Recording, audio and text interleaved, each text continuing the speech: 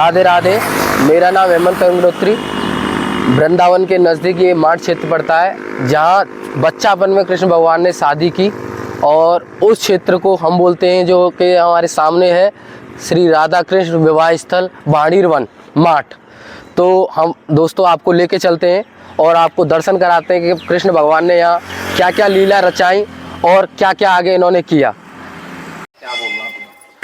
अब चलते हैं हम कुआं की तरफ, जो अभी मैंने आपको बताया था। ये त्रिवेणी कूप है की तरफ आओ।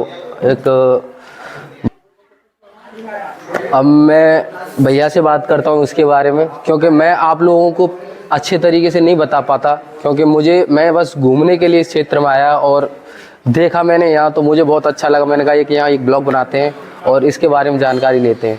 प्राचीन चीज़ें हैं और इसके बारे में अच्छी तरीके से जानकारी भैया से लेते हैं, क्योंकि ये यहीं के रहने वाले हैं। तो भैया बताएंगे इस कुएं के बारे में। श्री राधे राधे राधे राधे। ये है भांडीर वन। यहाँ भगवान ने इस कुएं का वर्णन ये निकलता है शास्त्रों में, पुराणों में, भागवत जी में, गर्ग संहिता में, कि भगवान ने यहाँ, तब भगवान यहाँ गाय चराने आते थे, तो भगवान के पास 9 लाख गायें थी। अच्छा। तो इसी जो बेट वृक्ष था, यहाँ भांडी वट है, इसी बेट वृक्ष के नीचे यहाँ चराने आते थे अपनी गायों को जी।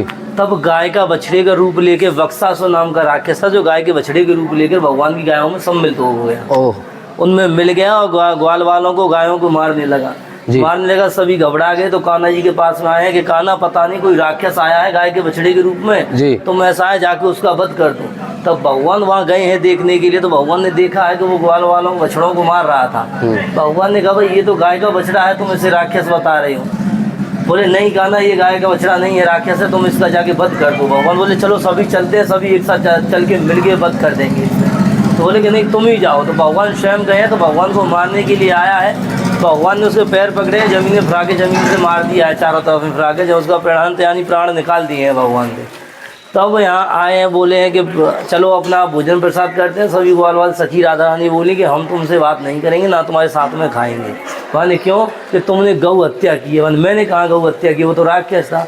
तो राधा रानी बोली कि तुमने गौ हत्या की, भली वो राक्षस था पर था तो गाय के विष में ही, गाय के अच्छा, उसने गाय का रूप ले रखा था, बछड़े का, बछड़े का ही रूप ले रखा था। तुमने वध किया, उसने प्राण छोड़े हैं, तो अपने गाय के रूप में छोड़े हैं। तुमने गौ हत्या का पाप लगाया, हम तुमसे तब तक बात नहीं करेंगे तब तुम प्राश्चित को दूर नहीं गए लोगे, हटा नहीं दोगे अपने सिर से। तो भगवान ने बोला कि मैं क्या कहूँ। तो सभी सखियों ने, सखाओं ने और राधा रानी ने कहा कि तुम सारे तीर्थ नहा के आओ।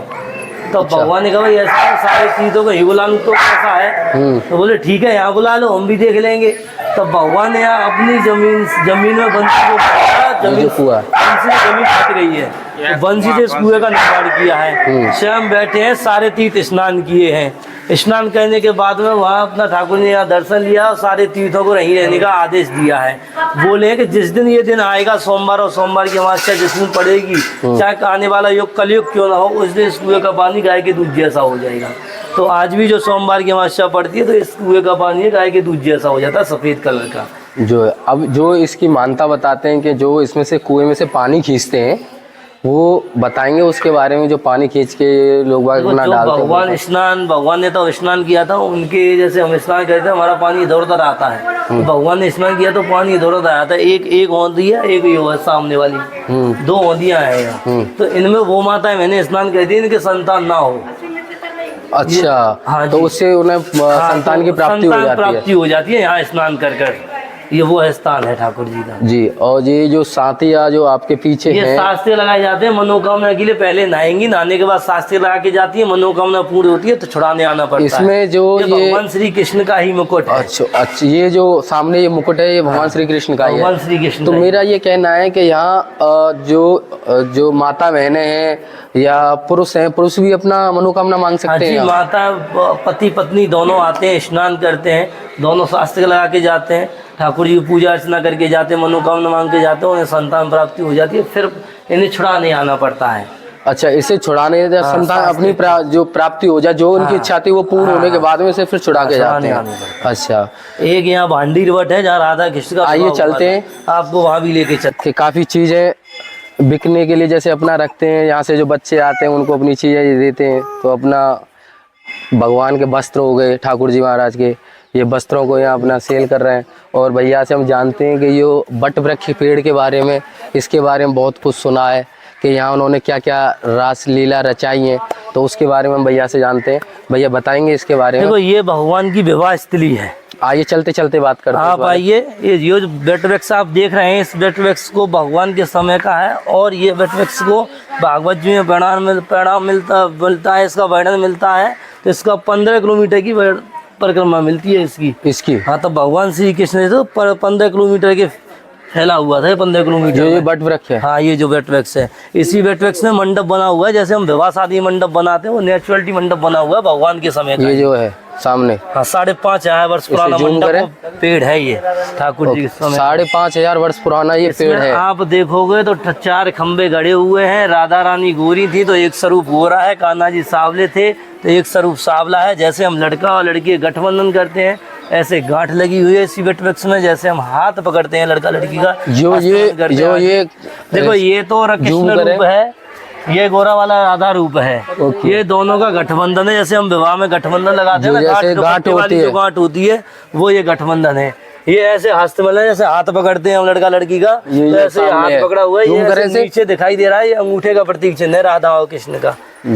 तब पहली बार भगवान का मिलन हुआ राधा रानी का यहाँ। तो ये वो गुफा है जब पहली बार मिलन हुआ, इस गुफा में, जहाँ भगवान ने राधा रानी को अपने ये जो सामने जो गुफा है। हाँ जी, इस भगवान ने यहाँ इसी गुफा में राधा रानी को अपने हृदय से लगाया था, रूप बड़ा कर। तो आज भी इसमें एक पूरा स्वरूप खम्मा है राधा रानी और कृष्ण का।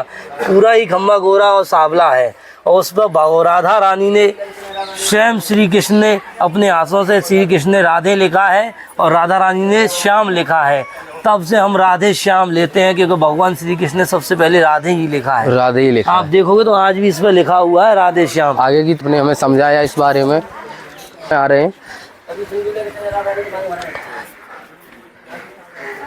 कैमरामैन आए सामने। यह गुफा है ना, इसमें भगवान पहली बार राधा रानी को मिले थे। नंद बाबा यहीं छुपा के बैठ गए थे इसी गुफा में। इसी गुफा में भगवान यहाँ 2.5 साल की अवस्था में आए हैं। अच्छा, यहाँ हाँ, नंद बाबा। जूम करें, ये पहले कौन सा चैनल है इनको? तो ये जो है यहाँ नंद बाबा बारिश की वजह से आंधी तूफान चल रहा था, तो पेड़ टूट गिर रहे थे, पेड़ टूट गए, तो बाबा घबरा गए, तो यहाँ बैठ गए थे लाला। तो जैसे तो पहली बार राधा रानी से यहाँ मिलन हुआ है। तो ये बट वृक्ष पे जैसे कि इन्होंने अपना ये कलावा बांधा हुआ है, तो ये मनोकामना के लिए होती है। जिनकी शादी नहीं होती है, शादी में अड़चन आता है, तो वो मतलब धागा बांध के जाते हैं कलावा, उसमें 7 गांठ लगा के जाते हैं, तो उनकी ऐसी ठाकुर जी की कृपा है कि साल भर के अंदर अंदर मनोकामना हो जाती है। अच्छा, ये शादी के लिए स्पेशली बांधा जाता है। फिर अपना ये आके इसे खोलते हैं या कैसे? ये आना पड़ता है, शादी हो जाती है तो दोनों को जोड़ों के साथ में आना पड़ता है, तब खोल के ठाकुर जी पूजा अर्चना की जाती है। अच्छा, ये पूरा रूप देख रहे हो, राधा और कृष्ण का है, सांवला और गोरा रूप है दोनों तरीके। यहाँ राधे भी लिखा हुआ है, आप देख सकते हो। ये राधे, हाँ, ये ऐसे रावण राधे। हाँ, यहाँ श्याम लिखा हुआ था ये जो। हाँ जी, तो ये ठाकुर जी के प्रतीक हाथों के स्वयं लिखे हुए चिन्ह हैं, राधे श्याम।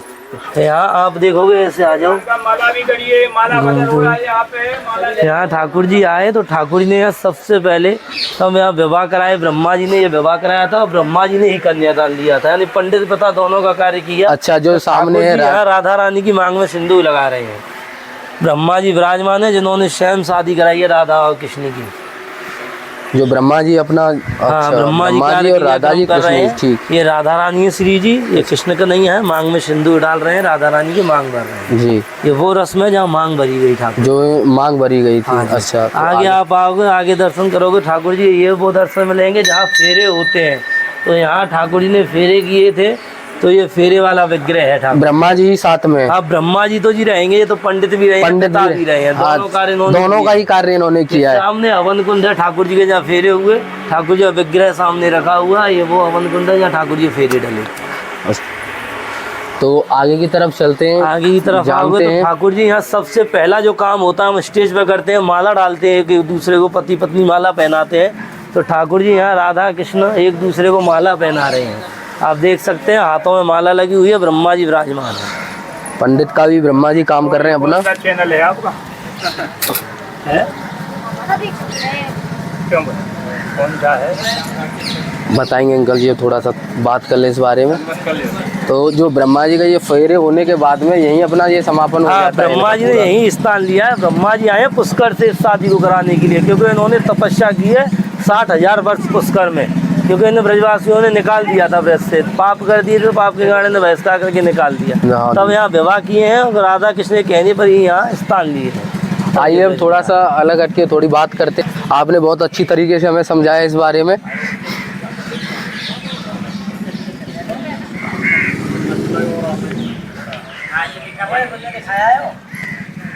हाँ, प्राचीन टाइम का ही ये जो यज्ञ है आपका, ये किस तिथि पे इसको यूज करते हैं, ये मतलब देखो फ्लोरा ध्वज पर हम इसका जैसे विवाह शादियाँ होती हैं तो हम भी ठाकुर जी का जब विवाह हुआ था उस टाइम फ्लोरा ध्वज थी उस समय। हाँ जो पड़ता है दिन फ्लोरा ध्वज वाले दिन ही पड़ता है।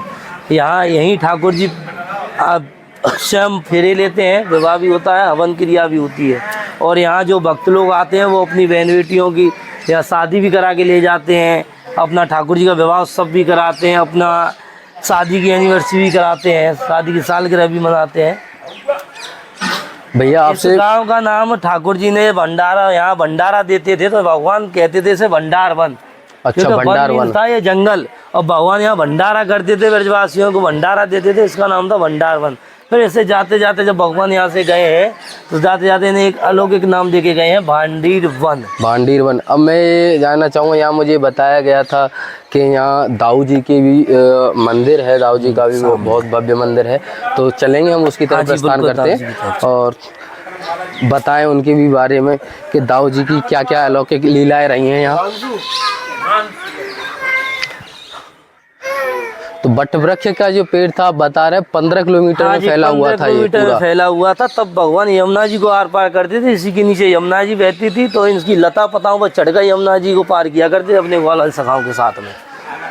पहले पुल नहीं था, लता पताओं पर चढ़ के ही पार किया है। ये लिखा हुआ है पौराणिक श्री दाऊ जी मंदिर। श्री दाऊ जी मंदिर कृष्ण के बड़े भैया हैं, प्रबलवासुर उदार लीला। ये हमारे हाँ जी ब्रज रखवाले हैं, ये ब्रज के पितामह हैं। एक तरह से जैसे ब्रह्मा जी को सृष्टि का पितामह कहा जाता है, दाऊ जी को ब्रज का पितामह कहा जाता है। ये ब्रज के फादर हैं, जैसे ब्रह्मा जी पूरी सृष्टि के पापा हैं, ये ब्रज के फादर हैं, ब्रज के पापा हैं। यहाँ दाऊ जी ने लंबा सुनहरा राक्षस का वध किया है। कैमरामैन थोड़ा फोकस करें। कंस का हुआ भेजा दैत्य था, दाऊ जी ने यहाँ उसका वध किया है। भगवान श्री कृष्ण से मार नहीं सकते क्योंकि वो बंदा भगवान प्रहलाद के वंश का था, और भगवान प्रहलाद नारायण के बड़े अनन्य भक्त थे। बिल्कुल। तो उन्हें वचन दिया था कि मैं कभी तुम्हारे कुल वंश के में से किसी की हत्या नहीं नाश नहीं करूंगा, हत्या नहीं करूंगा, कभी हत्या नहीं करूंगा, कभी दुख नहीं पहुंचाऊंगा। तब दाऊ जी के हाथों पलम्बासों का उद्धार कराया, उसका वध गया। रहने वाला वो पलवल का था राक्षस। अच्छा, हरियाणा में जो पलवल पड़ता है तो वहाँ का रहने वाला था। यहाँ दाऊ जी आपको काले रंग में दिखाई देंगे। जी, वो बहुत दिख रहा है लोग मेरे को क्वेश्चन सामने से। करते हैं कि दाऊ जी भैया काले ही क्यों है, कृष्ण का नैया तो काले थे, सावले थे, पर दाऊ जी तो नहीं थे, जन्म से ही गोरे थे। हाँ वो तो बात है, इस चीज को मैं भी पूछना चाहूंगा आपसे कि हाँ कृष्ण कन्हैया तो सामले थे पर दाऊ जी तो गोरे ही थे। देखो तो कहने का मतलब ये, तब द्वारका में दाऊ जी महाराज बैठे हैं कि वो सिंहासन में बैठते थे दाऊ जी महाराज। कृष्ण कन्हैया ब्रजवासियों से प्रेम करते तो ब्रज में रहते थे, ब्रज में रहते थे। तब वो कृष्ण कन्हैया तो ब्रजवासियों से बोल के गए हैं कि भैया ऐसा है, मैं ब्रज में आ जा रहा हूँ द्वारका अपने भैया के पास में, मैं 2-4 दिन में आ जाऊंगा। ये कह के चले गए। अब सभी ग्वाल वाल ब्रजवासी बोले कि तुम अगर 2-4 दिन में नहीं आए तो हम खानो पीनो बंद कर देंगे जब तक तुम ना आओगे। अच्छा। हम तुम्हारे बिना हम नहीं रहेंगे 1 मिनट।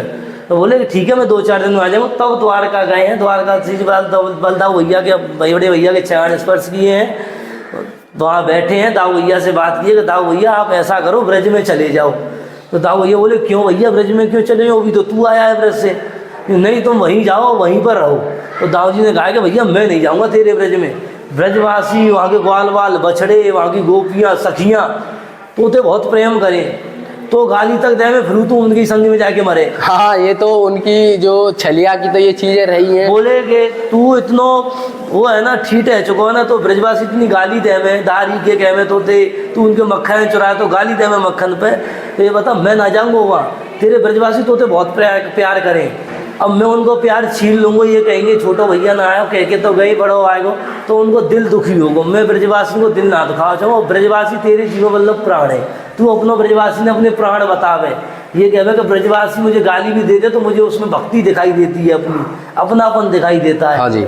अब बोले दाऊ भैया बोले कि भाई मैं नहीं जाऊंगा तेरे ब्रजवासी को दिल दुखाए, गोपियन को, ग्वाल वालन को, बछड़न को, तेरे तो चाट चाट के प्यार करे सही। तो ऐसा बार तू ही जा वहाँ। तो बोले कि ऐसा बड़े भैया तुम्हें ब्रजवासी को, मेरे सखानों सखियों को ज्यादा डर है ना, तो तुम ऐसा करो मेरा रूप लेके चले जाओ, मेरा रूप लेके चले जाओ, काले सावले रूप में चले जाओ, तब ये बाकी में आ दाऊ जी जाओ हुए। तब आप अपने रूप में आ जाइए। तो दाऊ जी यहाँ लंबासुर का वध करने के बाद स्वयं अपने कान्हा जी के रूप में। अच्छा, लंबासुर का इन्होंने वध किया था। इनकी पहचान हुई है शेषनाग और हल से। तो अच्छा। यहाँ आज भी शेषनाग ये अवतार थे दाऊ जी महाराज, और ऐसे मुष्टक पर प्रहार किया था जिसके लंबासुर था, उसका वध किया था, डाढ़ दांत निकाल दी थी। तो आज भी जो जमीनें हैं डाढ़ के नाम से ही विख्यात है। हाँ। आज भी वो जमीन गहरी है, वहाँ गड्ढा हो रखा है, तब दाऊ जी ने यहाँ पे लंबा सुना। तो वो जमीन बताएंगे किस तरफ है? बंसीवट के पीछे, बंसीवट के पीछे। अच्छा, ठीक, 1.5 किलोमीटर। अच्छा, हमें आपसे मिलकर बहुत अच्छा लगा और आपने हमें बहुत अच्छे तरीके से बताया। हम बताना चाहेंगे भक्तजनों को, यहाँ आप घूमने आएँ और भगवान के दर्शन करें। और जो भैया ने प्राचीन बात हमको बताई और यहाँ में जो दर्शन प्राप्त हुए, ये सामने दाऊ जी महाराज हैं। एक कूप भी बताया था त्रिवेणी कूप इनका, जो कि यहाँ कृष्ण भगवान ने एक राक्षस का वध किया और वध करने के बाद में उस कूप से अपने पापों को उन्होंने मुक्त किया और हमें बहुत अच्छा लगा। और यहाँ जो छोटी छोटी उन्होंने लीलाएं रचाई, जैसे कि विवाह किया, ब्रह्मा जी ने उनका विवाह कराया, फेरे डलवाए। तो इन चीज़ों से हमें पता चलता है कि हमारा सनातन धर्म कितना ऊपर है। देखो ये जो वेटवैक्स है ना, तब भगवान यहाँ थे तो भगवान ने ये कहा था कि भगवान आपने यहाँ शादी की, आपने ये कहा यहाँ जो भी आएगा वो पाप मुक्त हो जाएगा, तुम स्वयं पाप मुक्त हुए। यहाँ तो लाखों करोड़ों की भीड़ हो जाएगी आने वाले युग, कल युग में तो लोग पाप करेंगे। हाँ जी, बिल्कुल बिल्कुल, आपके दर्शन पाके वो अपना पाप हो जाएंगे। तो भगवान ने कहा राधे तब तक मेरी और आपकी दोनों की इस पर कृपा नहीं होगी, तब तक वो नहीं आएगा, वृंदावन आके लौट जाएगा, दर्शन करके चला जाएगा। वही वक्त आएगा जिस पर हमारी असीम कृपा होगी। मैं वचन देता हूँ इस वृक्ष के ऊपर भी अगर कोई पक्षी भी होकर गुजर जाएगा, उसे मात गर्भ में नहीं आना पड़ेगा, उसे सीधा गोलोक धाम की प्राप्ति मैं स्वयं दूंगा। तो अब भैया आते हैं, बाहर की तरफ चलते हैं। यहाँ भक्त भी बहुत ज़्यादा आते जा रहे हैं, तो थोड़ा हमें परेशानी हो रही है, तो उस बारे में हम बात करेंगे। तो अच्छा लगा भैया से मिलके, भैया ने हमें पूरा विस्तार में समझाया और इसको हम भक्तों के पास पहुंचाना चाहेंगे। यहाँ आएँ और दर्शन करें और दर्शन करके अपने पाप मुक्त कराएं। यहाँ भैया ने बताया कि जो भी यहाँ आता है वो वृंदावन से अपना दर्शन करके चले जाते हैं, तब तक यहाँ वाणी वन से अपने दर्शन नहीं करके जाए जब तक पाप मुक्त नहीं हो सकते। तो मेरा ये कहना है कि भैया ज़्यादा से ज़्यादा अपने यहाँ पाप मुक्त करने के लिए आए। यहाँ कूप बना हुआ है, उस कूप से पानी से नहा के जाए। और यहाँ भैया ने जो विशेषता बताई है कि संतान से रिलेटेड, कि संतान अगर किसी के पास नहीं होती है तो यहाँ आए, कुआं में नहाएं और अपनी कुछ मान्यता बोल के जाएं और वो पूरी करें। अपना यहाँ बताया भैया ने कि साथिया बनाते हैं, जो भी इनकी मान्यता है उसे अपना पूरा करें, तो यहाँ उसकी मान्यता पूरी होती है। तो मैं बस यही कहना चाहूँगा, यही अपना विराम दूंगा कि आए और दर्शन करें और राधे राधे। बहुत अच्छा लग रही है।